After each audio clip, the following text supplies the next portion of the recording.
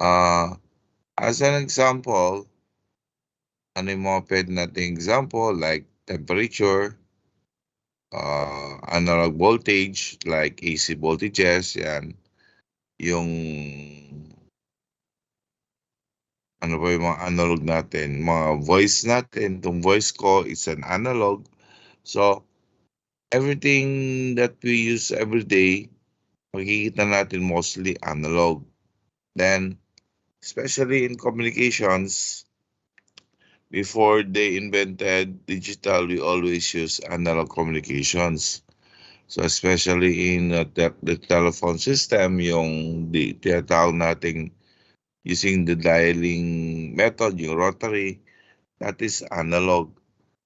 No, so when it comes to distance communications, the problem with distance communications is uh interferences, no?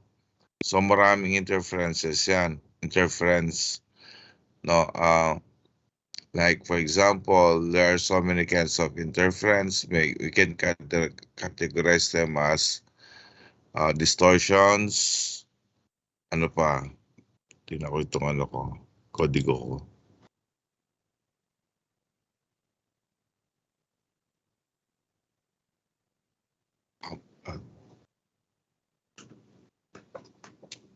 Lobat.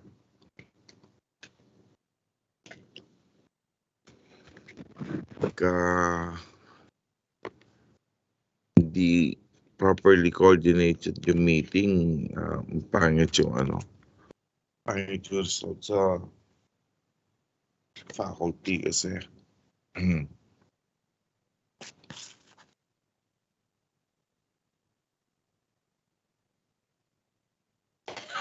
Lagi nagmamadali yung faculty.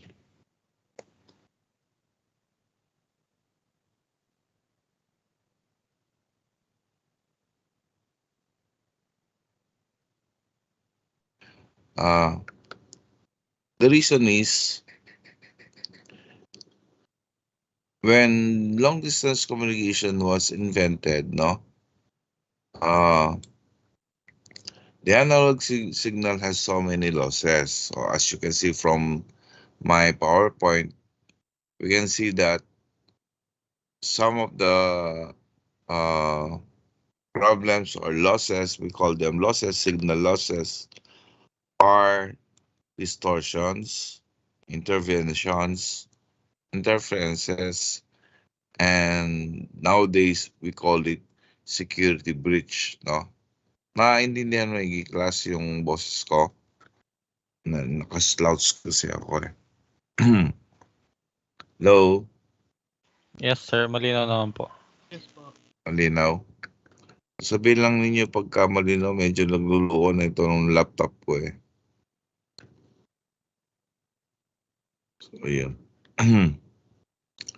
So, to minimize losses, nakikita naman yung ginawa ko, no? So, ibasahin na lang natin kung pag medyo ano.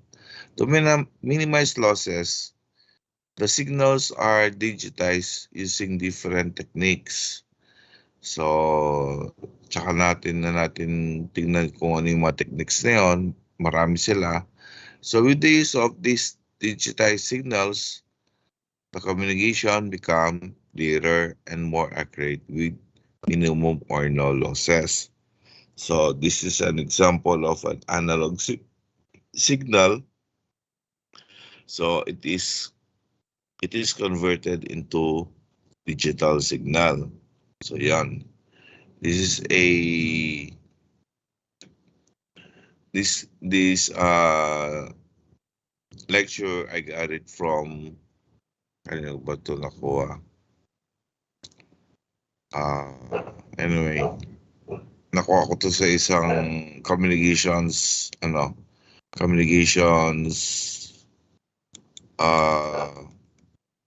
website. Hindi ko nakuha to sa book. Pero some of these came from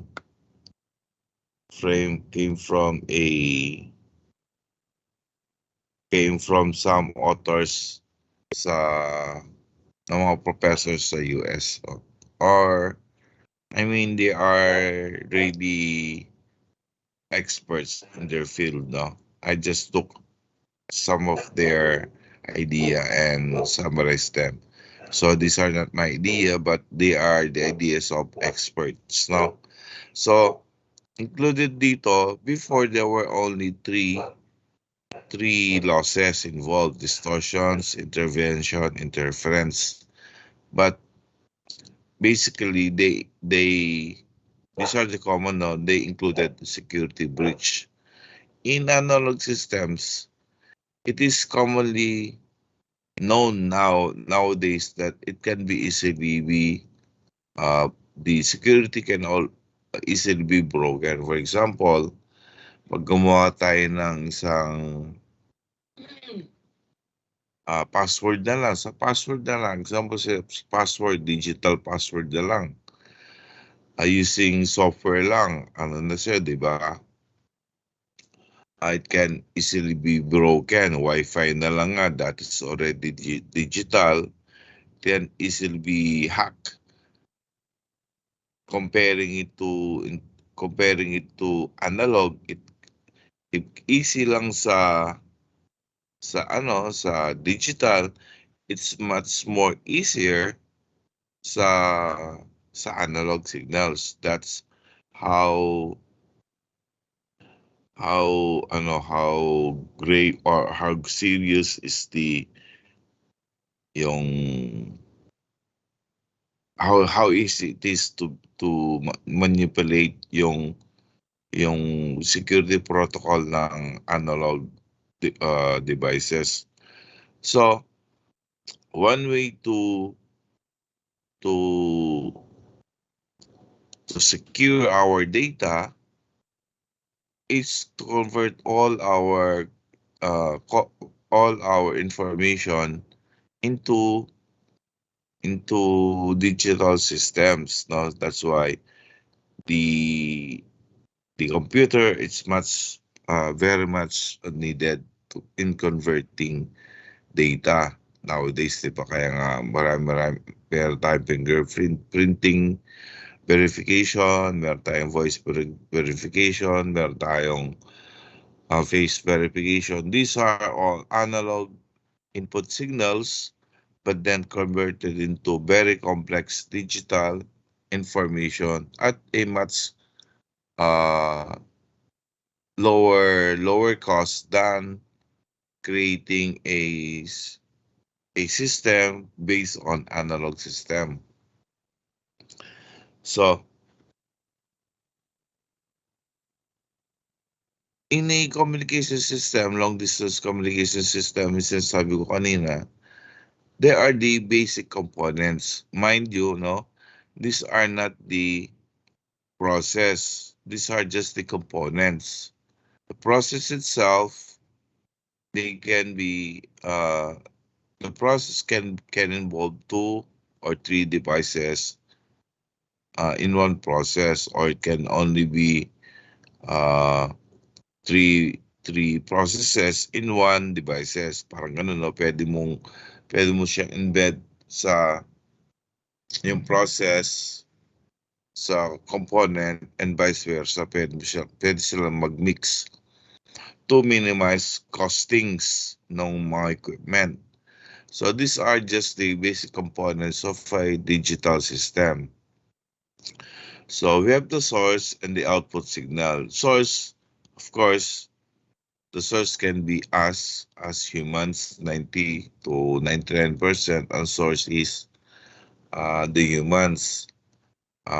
Sino ba nangailangan ng information? Yung humans din.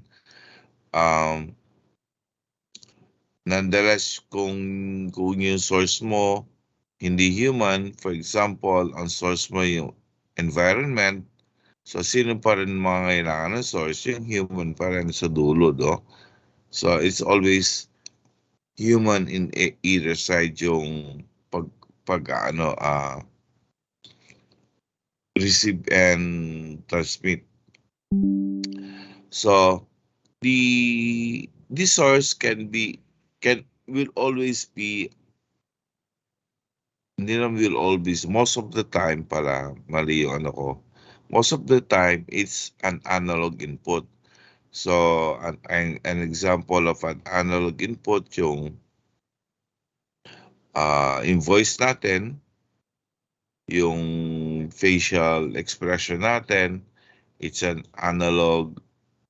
For example, kung dito sa video streaming ko sa inyo, it is being captured by the camera of the laptop. My face is analog, but then converted into digital components, no? So it is being digitized, including my voice, and then those components are the microphones. Kung isa, microphone, siyempre. Pero pwede tayong gumamit ng headphone with microphone. So, integrated na yung speaker doon and then yung mic. So, yung capturing the image is a CCD camera. So, those are the input. So, they are called transducer because what is the meaning of a transducer? It converts one form of energy form of energy to another form of energy, like the sound. It's that is usually analog, then converted into yung microphone natin, it's converted to electrical energy. And then yung phase, it's light.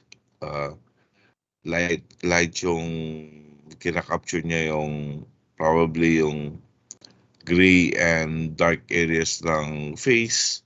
Then those gray and dark faces ng light part ng mga faces na face, kino-convert niya into digital output like 1 and 0 processed by the analog digital converter and so on. So analog, the ADC, we usually call it ADC. And then we have the source encoder, channel encoder, digital modulator. Now, that's the end of the uh, transmitter part. No, yung communication channel naman, or the channel itself, or we call it the medium, can be what? It can be air, or it can be fiber optic. So, can be cables. So, when we say fiber optic, so yun yung mga said na wires ang gagamitin. Alam naman niyo siguro yung fiber optic. So, you are now well tuned sa internet. Naka-fiber kami. Yun, maganda yung converge fiber yan. Gagawin natin sila. Meron kaming bandwidth na 100. Ano ba yung ngayon? Converge class. Sino yung mga naka-converge sa inyo? Sa amin, lang 25 Mbps. Di ko lang kung sino ba mataas sa 25. Alam ko pagka yung meron business si father and mother ninyo, ginagamit niya sa business, usually kumukuha sila ng mas mataas sa 25 Mbps. Kasi yung nire-require yata ng mga pagka nagta-transact sa online, yung mga selling through Lazada, kailangan mataas yung bandwidth. So, alam ko merong minimum of 100 Mbps para walang problema sa transmittal ng pera, kasi pinag-uusapan yan So, minimum meta ng point of sales ng bandwidth nila is 100 Mbps. So, ilang alam ko kasi depende yata sa sa franchise. Siguro sa franchising yan. Anyway, So, communication channel, it can also be wireless, no? Pwedeng yung cellphone lang. So, dadaan ka ng mga towers, cellphone to cellphone towers. So, yon. So, that's the end of the first part of the communication channel. That's from the transmitter. Then going to the to receiving end, pabaliktad naman. So, you have the digital modulator, digital demodulator, and then the DAC to convert it from digital to analog kasi nire-retrieve mo na yung information.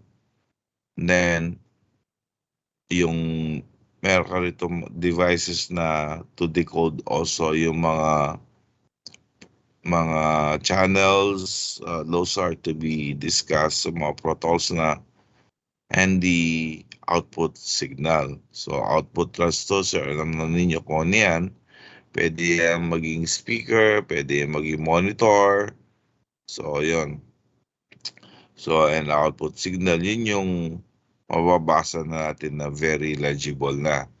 Kung hearing, by watching, or through paper output, yun na yung output signal.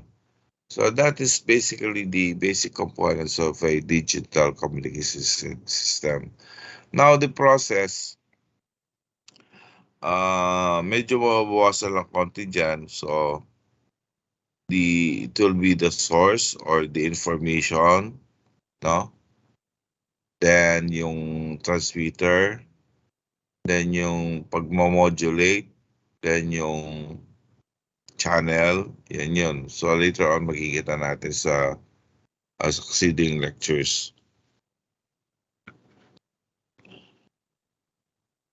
This is an overview. So digital communication is defined as the process by which digital devices communicate information digitally. So, huwag muna natin pagaluin yung mga analog signals natin. No? This will be probably discussed yung combinations of analog and digital again sa succeeding. But this is more on conversions of the signal to digital. Communication that occurs in our daily life is in the form of signals such as sound signals. These sounds or audio signals are normally analog in nature. For such communications via sound signals, we must be near the source of sound signal, at least within our hearing range. No? Dapat naririnig natin. But what if the source and receiver are at a long distance? In case if the communication needs to be established over a distance, the analog signals are sent through wire using different techniques for effective and efficient communication. Sinabi lang dito wire, but there are so many kinds of wire. There's fiber optic, there's the UTP, untwisted pair, yung mga two-wire line, meron tayong cable, no? Or fiber optics. And yan. Pwede rin yun through air, no? Yung mga tinatawag nating ang tawag mo sa cellphone technology. So advantages of communications.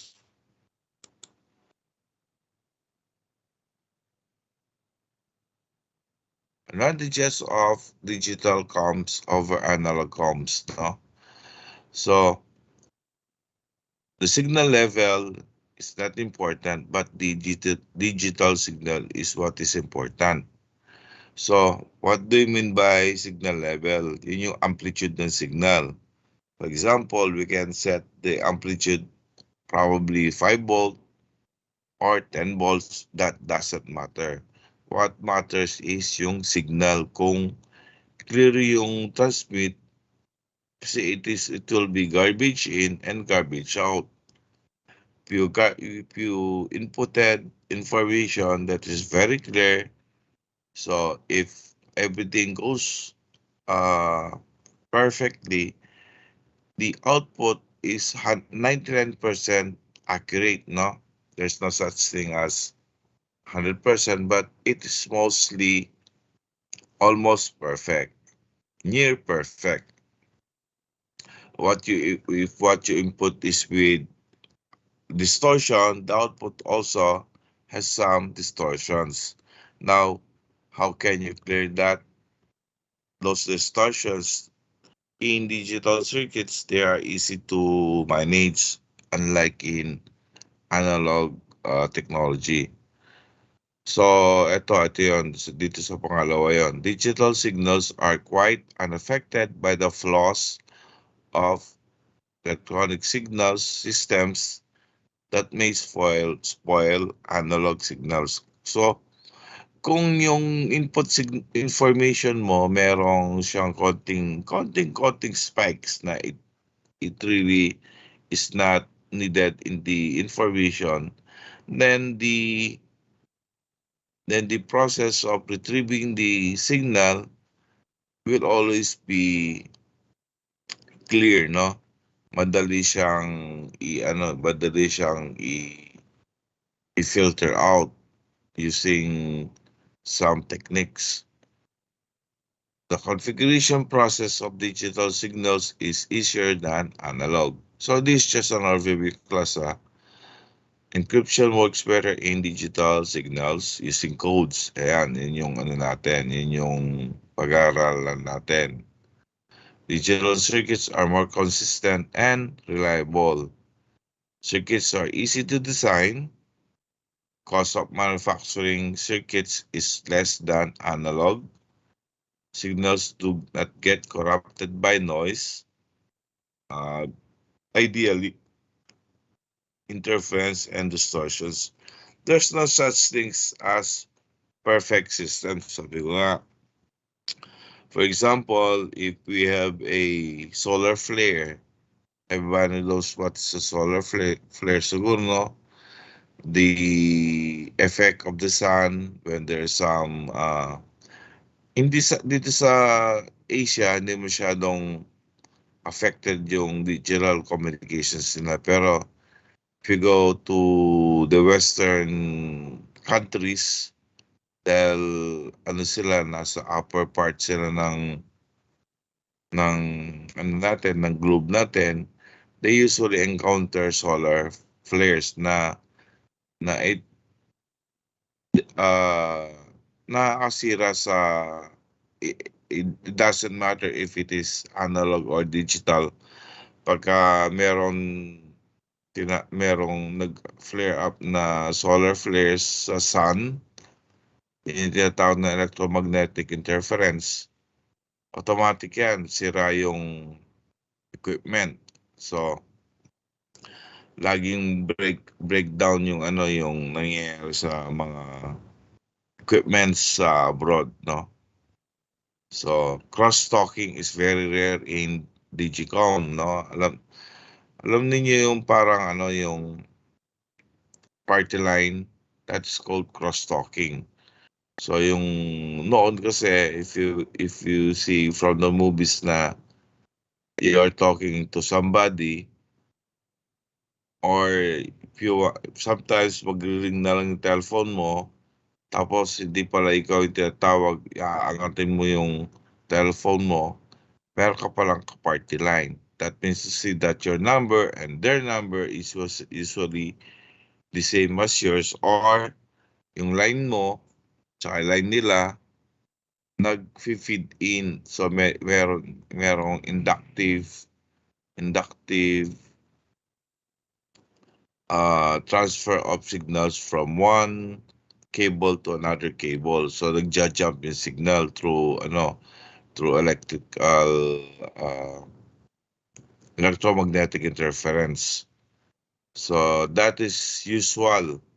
Tagal ng problema noon yan sa analog, no? Ngayon wala na. madalang noong bago develop pa lang yung pero nung bagong develop yung cellphone technology, ginagaya pa rin nung analog. Pero pa rin, meron pa rin nagkakaroon ng problema. Pero ngayon, we are using mostly smartphones and controlled by high tech na na talaga micro CPUs ng mga smart devices natin. So na-eliminate na 'yon. So long distance data transmission is easier and cheaper with digital signals. Hardware implementation in digital circuits is much more flexible if uh, compared to analog circuits. So method of combining digital signals using TDM is easier than combining method of analog signals using FDM. Before we were using frequency division multiplexing. That means to say we are transmitting several information by dividing the frequency into several divisions. So, meron sa timing, hindi naghahalo-halo. Pero the technology before, it's much difficult to handle uh, compared to the use of the newer technology, which is time division multiplexing. Actually, nowadays, this is already an old technology, no? Itong TDM na to. Marami na lumabas na klaseng technique to manage the information in transmitting the transmission, no? Marami na. Merong QAM, merong PSK, ganyan. Makikita nyo siguro mamaya kung ewan ko na dito sa bilang slides. Digital signals can be saved and extracted more easily than analog signals. That's true. Dali siyang save. So, halimbawa, nag-send ka text, kita mo dyan sa, cellphone mo, save ka agad, no? Hindi kagaya ng analog, half analog, half digital yung mga cellphone, hanggang 32 characters lang ang pwedeng ma-save kasi very expensive yung yung conversion ng ADC. Usually noon yung mga ADC, ang lalaki ng mga boards. So you are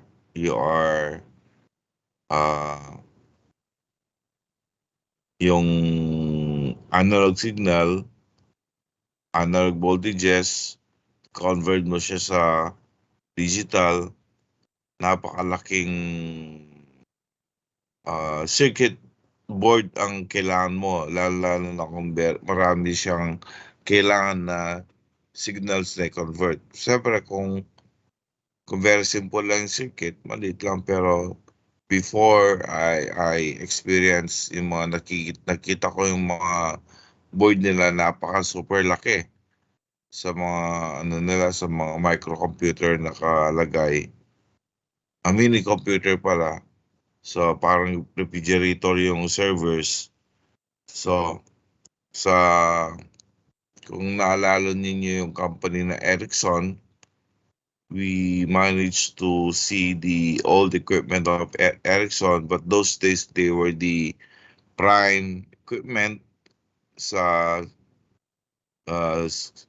sa yung pagsisend ng money, kasi Ericsson was tasked by the Philippine government to secure yung stock market, no? Sila yung nag-handle lang mostly noon yung mga signals ng Makati stock market noon. Pera kasi yan through using submarine cables, no? So, pero ngayon, nag-diverge na siguro sila. Pero noon sila yung sikat noon, yung Ericsson. It is a European company.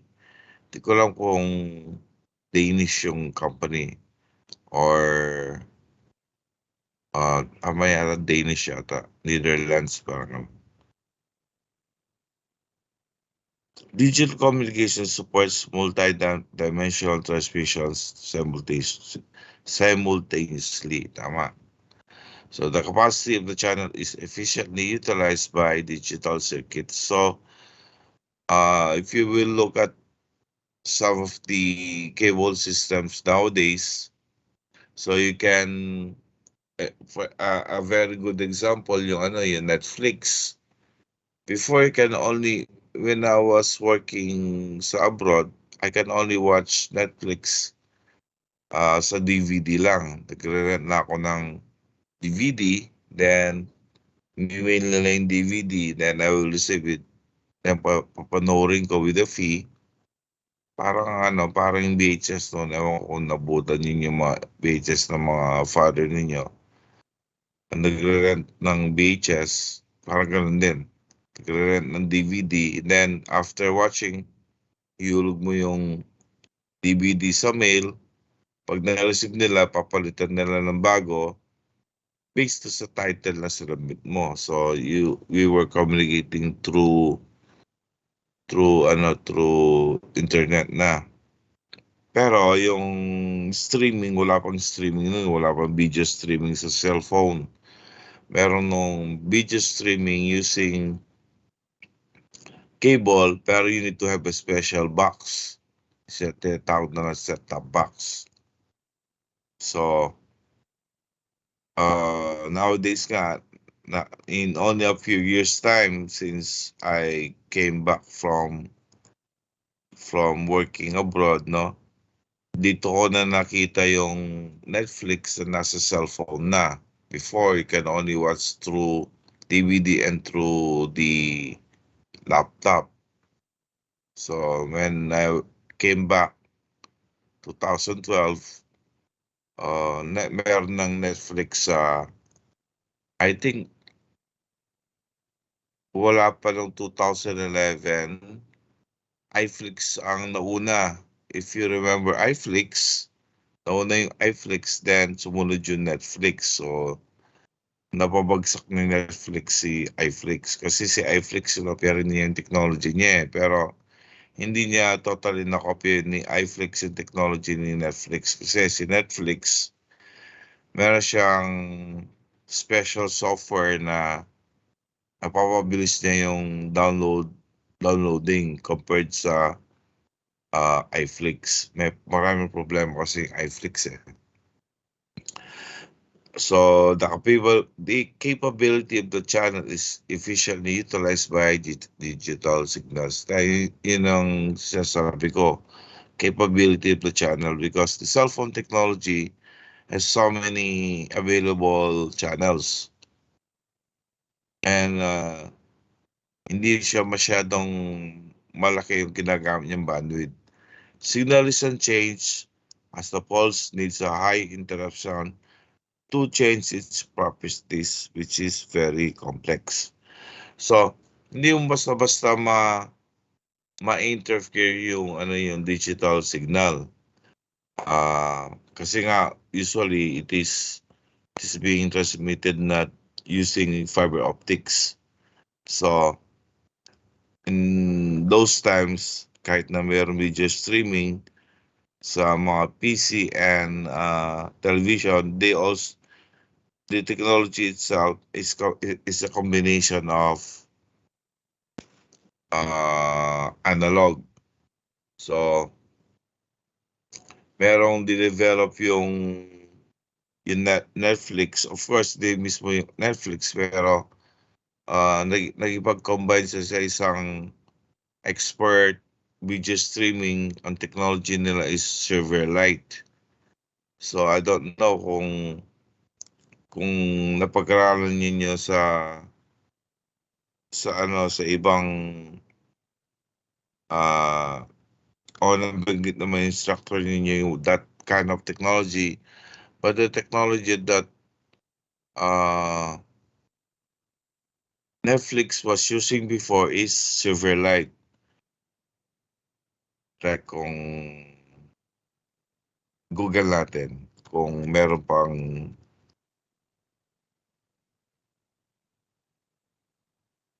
gumagamit ngayon ng Silverlight. Ito. Si Microsoft ang gumawa. So, Silverlight, yan. Ginamit nila unang-una yan sa Netflix. Pinantun nila kasi yan sa Netflix eh. So, it is exclusively done by Microsoft. Yan yung technology na hindi masyado naging sikat yan. Para siyang carrier wave na binabalutan niya yung it's a form of carrier signal na for video streaming. Parang ganun yung pagkakaintindi ko rito. So this is for actually for protection ng information para hindi mag-grab yung Netflix. Kasi usually yung mga video streaming ninanakaw yung signal tapos nabebenta sa madla, no? Pero to, nung dinevelop yung Silverlight ni Microsoft, hindi mo mananakaw yung signal na coming from Netflix. So you need to have the Silverlight protection. Yun. Kaya nagisikat si Netflix. So alam na ninyo ngayon yung ni Netflix. Ang protection ni Netflix Silverlight. So let's move on. So some of the tawag dito slides here I gathered it from Kotsky yata to Kotsky.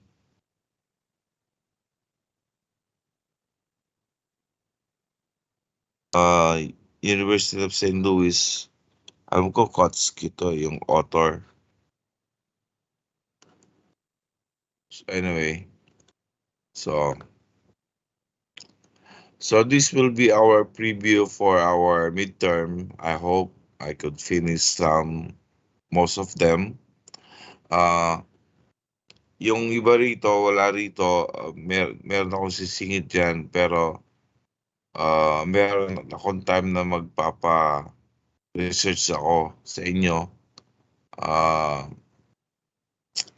Siguro bandang dulo rito, bandang dito na yan, no?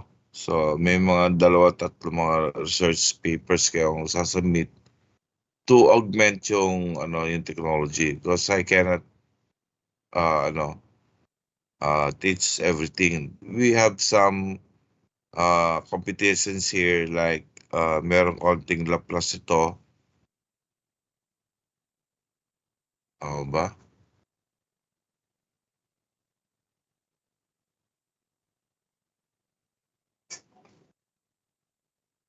Nandito ba si Baon? Baon, nandito ba si Baon? Yes, sir, Baon. Ano yung tinuro ko sa inyo na merong may nalano pa ba yun? Yung may 1011 ganon. Kalimutan ko na yung topic. Sa Diba, digital math yun, sa digital math. advanced math? Yes, sir.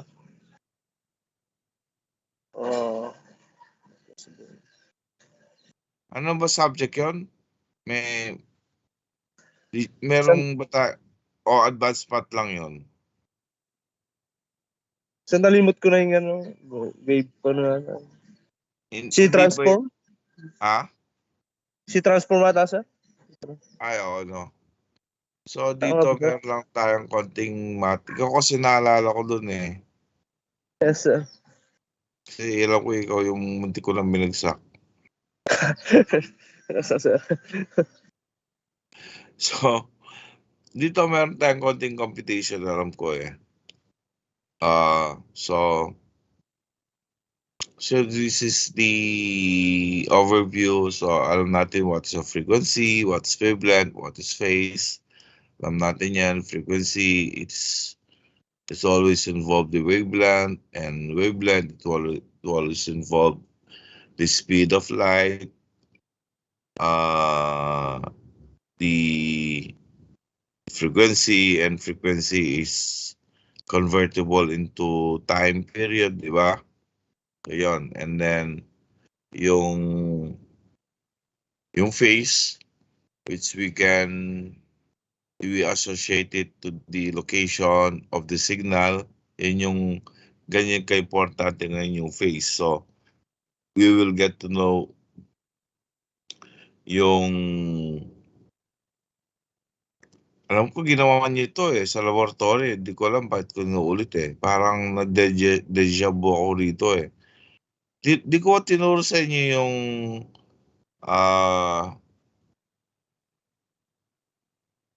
tawag dito? Constellation? Hindi no. Joshua? Hindi ko tinuro, di ba? Hindi po, sir. Oo, di nga. Sino to yung may pinakita ba akong video nung nakaraan sa inyo?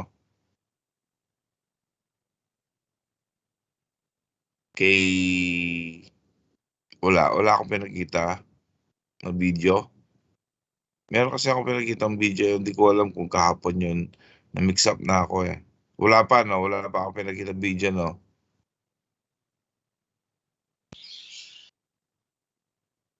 Wala since last meeting, wala pa akong pinakita no. Kasi yung B may pinakita na ata akong video. So akala ko pinakita yung video sa inyo. Kasi yung B 4 hours sila So whereas kayo kasi 3 hours. 3 hours straight pala sila, kayo 1.5 lang. Ang ka 1.5 kasi nyo is laboratory nga. So, meron akong pinakitang video sa kanila na tama, na ginawa ng last sem. So that's the laboratory, but they were able to show how the constellation is being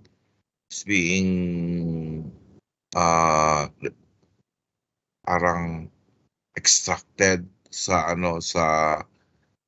oscilloscope using, of course, simulation. So the electromagnetic spectrum, madali lang naman yan, that's the division of the frequencies, several frequencies, and this is the heart of the lecture, yung Shannon's theorem, Nyquist theorem, coding and modulation, Hamming theorem. So itong mga tatlo na to ang laging lumilitaw sa board exam. Coding, modulation, Shannon, Nyquist, Hamming, tsaka yung di ko pa na include dito yung parity, odd and even parity, yan. So these are just some of the lectures, no? So kasi sabi ko nga, nanghiram na lang ako ng lecture sa kung ano yung makikita ko. So, of course, this will be our base frequency. Tawag dito base frequency. It will be based usually on the cosine and sine trigonometric function, which is the sine omega plus theta, or omega 2 ft plus theta. And yung A na to, hindi maghiwalay yan, magkasama. That's a coefficient of the identity. So that will be the amplitude, frequency, phase, and time period. No, this is part of some of the things that we will be computing. So the amplitude can always be. It's not really that important, but either you use 5 volt or 10 volt, it doesn't matter, for as long as you get the correct input from your correct output from your input. That's why in your laboratory, I will be giving you a basic circuit. Then you have a basic input. You should get a basic output. that will be using the multi-sim software, no? So this one, ito yung constellation. Ito yung gusto kong pakita sa inyo na this is a single constellation and it is represented by a face. With that face, it's coming from this axis which is a ganitong tawag dito, equations. And this will be studying this how we can use these equations in our modulating frequency and carrier signal. So we will try to solve our modulating frequency using the carrier signal and the formation signal. Pag minix mo na yan, so yun na yung modulated frequency, yun yung output. So when we mix both of them, what is the result? So yun yung target natin sa laboratory. So of course, this is the property of the wavelength. We shall be using the speed of light. Kung kailangan man, huwag na tayong gumamit ng mahabang constant na 2.9 something. You just use this tawag dito, constant. Always in our dimensions will always be in the metric system. So this is an example of our metric system. This is a antenna formula at the length of an antenna at 2.5 gig, no? So it's 12 cm. Probably this is a antenna of a router. Yung router natin, di ba? 2.5 gig ang frequency. Kung titingnan niyo yung antenna niya, it's roughly the same as this one. So these are the sidebands or the harmonics. So when you say sidebands, we have two sidebands or multiple sidebands. So you have studied that in COMS 1, I hope. Alam ko, hindi nagpakabaya si Sir Taduran dyan. Mas stricto, alam ko si Sir Taduran dyan sa mga sidebands. So alam niyo yan, sigurado ako mas kabisado niya yan kaysa sa akin. So this is the spectrum. Sa ibang book kasama yung yung makulay, yung wavelength, pati kasama ng kulay. So this is just black and white representation, but if you will see the electromagnetic spectrum dun sa Google Images, pagka-type niyo itong electromagnetic spectrum, makikita niyo rin yung kung anong ginamit sa book, no? Parang kinuha lang ng Google yung nasa book eh. So, kung meron kayong e-book na colored, kikita nyo parang pareho, alam ko, yung nito. So, one of the exams na usually meron akong pa lumilitaw ay yung decibel. So this is one of the examples of decibel. If you have forgotten this, kasi minsan hindi mo maiwasan yung part of the lecture, yung decibel, no? And then most of the time, hindi marunong compute ng decibel yung mga estudyante. Why? Kasi probably hindi na-touch ng teacher o hindi nakikinig. So, this should be known already how to get the decibel from your previous lectures sa COMS 1.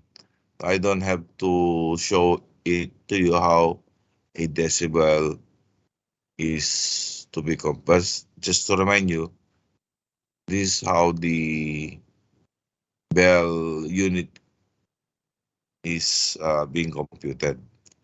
It will be part of the Nyquist or the Shannon's theorem. Pag sinabing bell, dapat alam na ninyong pag sinabing what is the output in bell, ganun, alam na ninyo dapat to convert, no? So marami kasi nasisiro dito eh. So I have to re-explain everything na ganito lang yung pag-compute ng decibel. So decoding terminology. So sometimes yung baud rate and the signal element data rate are being interchanged, no? Try to memorize this one because hindi naman sa mahirap, nakakalito lang. Signal element, yon, no? Pulse equal to symbol, no? Yan. Then yung baud rate equal to modulation rate. Minsan ito, data rate and baud rate, nagkakapalit. Tsaka meron pang isa pa yata, bit rate. Yun, ito yun, bit rate. So, ano lang, be conscious lang dito, no? Then, you have so many modulation techniques. Now, the laboratory will be based on several techniques. Ito ASK, FSK, PSK. So I'll be giving you actually this one is already in the book. Yung kasi sinabi ko na nakaraan.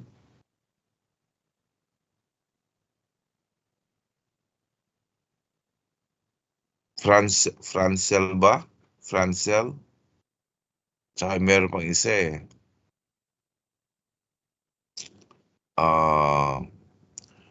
If you have access sa library, kung may kaibigan kayo faculty, so merong book, hindi ko lang kung merong colored book na ganito, and usually by Tomasi. Ewan ko kung magkikita ninyo. Dali.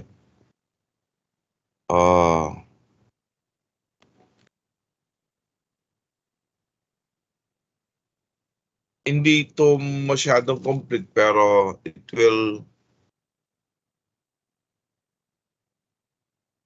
nagamit na yata ninyo ito, no? Hindi nakikita. Kita hindi. Hindi, no? Yan. Tomasi. Dalawang libro kasi yan eh. Yung isa Tomasi, sa Francel. So you can, I think yung Tomasi, you can download it. Maganda yung nila, maganda yung nasa internet, no? So you can have two references. So ito yung sabi kong cancellation. So this the binary, the QAM, and the 16-bit. So you will base madali lang tong kunin basta may circuit. Susundan lang ninyo and makukuha ninyo output ganito sa sa oscilloscope ng multi-sim. So it is very satisfying na most of my students na nabigyan ng ganitong circuit, nakuha nila, kaya tuwa-tuwa sila nung nakuha nila yung output. So di ko nga, akala ko mahihirapan sila eh. Dahil yung pala, kabisado na nila yung, nahihirapan kasi na ako sa paggamit ng multi-sim. Nalilito na ako. So, the channel capacity, please, read this as much as you can. Nakakalito ito pero napakadali lang ng computation. Nyquist and the Shannon, everything here is everything this subject revolves around this Nyquist and Shannon technology. So, yung mga iba, ano na lang, mga spin-off na lang ng Nike Shannon. Kaya na humming, party beat, yan, mga spin-off na lang yan. So, eto, sinasabi ko nga, simple competition lang in decibels. So, okay, I don't have to discuss to you how did this came about. Basta merong formula, dapat alam na ninyo. So, sabi niya, find it in bits per second if you have given data of 30 dB. So, you should know how to convert those things into such conversions.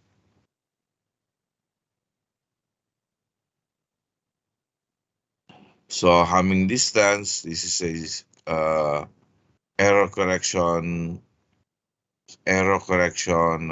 technique.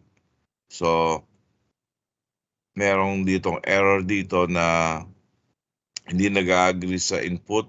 So, you need to have some data. I'm showing you this para alam nyo kung saan kayo mag-start ng review and mag-end ng review. Para at least alam niyo pag nakita yung topic, kahit di ko na discuss, pwede na ninyong basahin. Yun yung purpose ko rito. Then this example of an error, we will be discussing this, and it is always being sa board exam, so it will be seen in your midterm and finals, no? So how do we transmit a byte word, and then if there is a wrong data or there's a mistake with the data, how can we retrieve it? There's a method to retrieve. So madali lang yan, no? Then these are just the technology. Ito medyo lang to, mga ganyan, mga talkie na lang yan. Memorization, ika nga. So, these are just the new technology, but we will be discussing them, don't worry. Not in very, the focus of the focus of this subject is the coding. That's the focus of the subject matter. Any question, class? And that's the end of the midterm. So yun yung midterm. So if you will notice, actually, that midterm can also be the finals. So enhancement na lang yung between midterm and finals. Enhancement na lang nung mga subject matter. But actually, the biggest part of the discussion will be the coding, the parity,